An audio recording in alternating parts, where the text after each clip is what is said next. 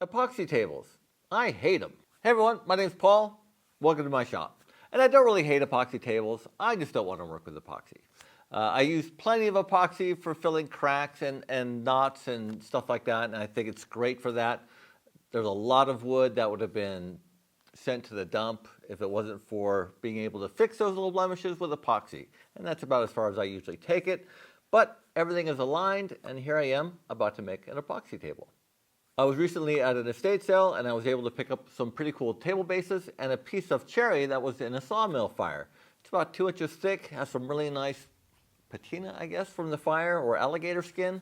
And I also have some epoxy, some deep pour epoxy that I got for another project a long time ago, and I never ended up using all of it. I think one of the coolest epoxy tables I've ever seen was the one that Blacktail Studio did of a charred coffee table, and I just think something like that would be pretty cool. Use this charred piece of wood and this leftover epoxy that I have. I'm going to keep it maybe just slightly rectangular and cut it up in a few pieces, make the form, and pour some epoxy.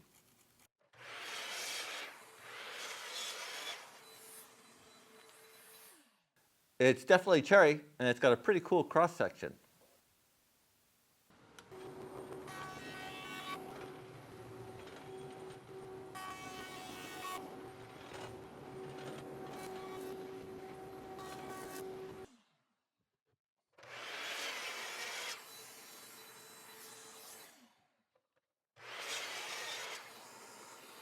The tabletop is going to be 16.5 by 21.5. So I'm going to cut some plywood and get some tape on it. This is just your basic house wrap tape. And I thought I'd try something here that I've done in the past. I've made a lot of fiberglass boat parts out of forms. And you drill a hole in the middle of your form. And then when the fiberglass is dry, you just shoot some air in the backside of your form and your part pops out.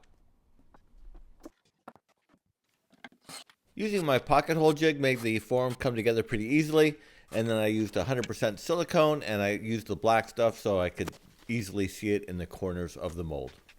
I think the charcoal on these 2 bits of wood is probably holding on to a lot of bubbles, so I'm going to give it a couple coats of shellac, and that'll hopefully keep them in place when I put the epoxy on them.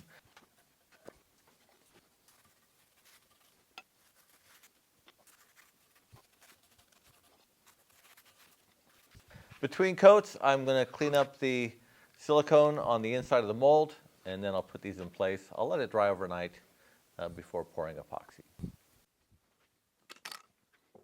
I did get away with it, but if I was to do it again, I'd give myself a little bit more space at the ends of the table.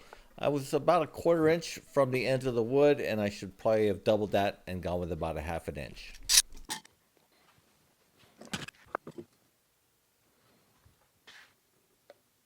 I'm using the Total Boat thick set epoxy, which allows you to pour epoxy up to 1 inch thick. Even though I'll be pouring it quite a bit thicker than that, there's not going to be any one spot where there's a lot of epoxy that's going to generate a lot of heat. I also put it through my vacuum chamber just to get a lot of the bubbles out to give me a bit of a head start.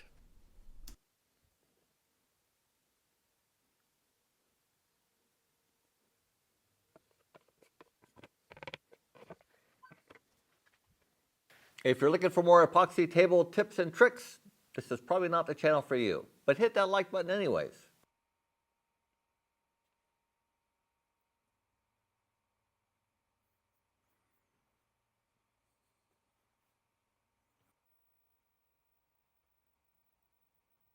The temperature of my shop for this whole process was 65 degrees, but I did get a little fan going across it just to make sure that there was no buildup of heat.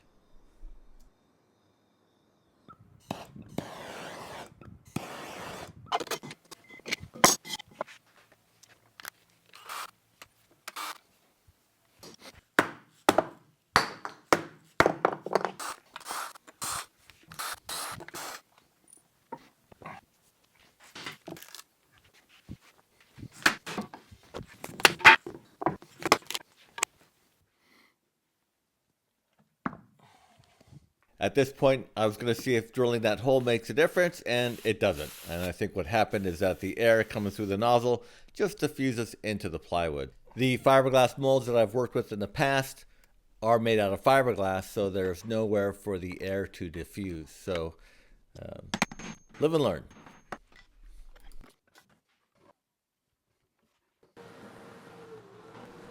I used my drum sander to go through the top layer of epoxy and through the charred bit just so some of that cherry would pop through.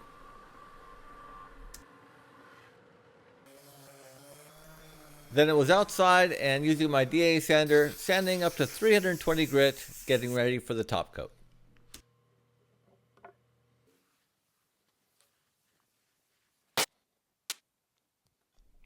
And here's where I think I started to go maybe a bit wrong. I was going to top off the table with some tabletop epoxy, and I thought because the layer I was putting on was so thin that I didn't need to worry about putting it in the vacuum chamber and that those bubbles would have plenty of time to work their way out.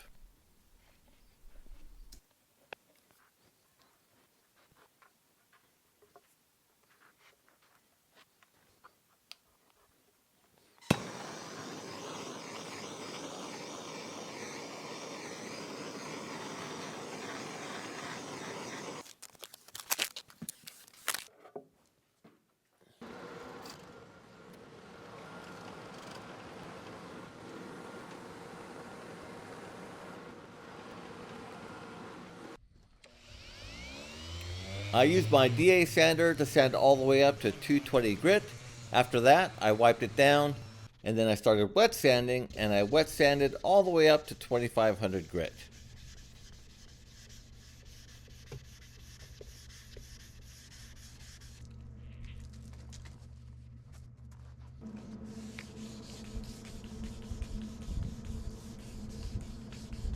For the final polish, I went to my auto parts store and I picked up one of those headlight polishing kits.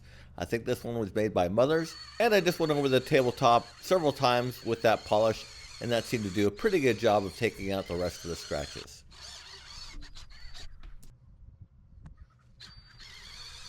I was going to use that little blue table base that I picked up at the same estate sale, but my wife has other plans. So I did have these hairpin legs kicking around. So I'm going to use those hairpin legs and the 1/4 inserts to attach the legs to the tabletop.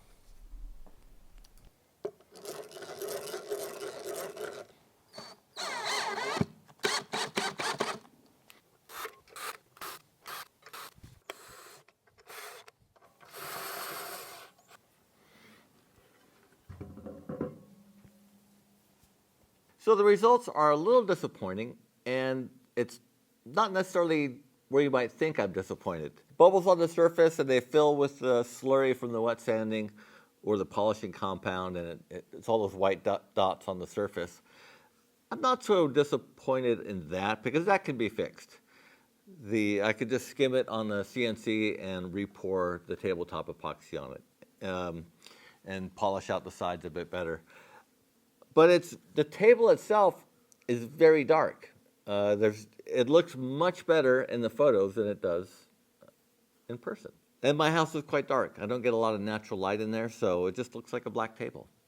And I think if I was to do it again, though, I thought what looked quite nice is the end grain when I took a little trim off of it. If I did a whole bunch of those. If I was interested in pursuing epoxy tables, which I'm really not. This will be fine for playing cards and holding drinks and card shufflers, stuff like that. So I'm going to leave it at that. If someday I might be interested in trying to fix it, but now I'm tired of working with epoxy. Anywho, thanks for watching. Hope you enjoyed the video. If you have any questions, please list them down below. We'll see you next time.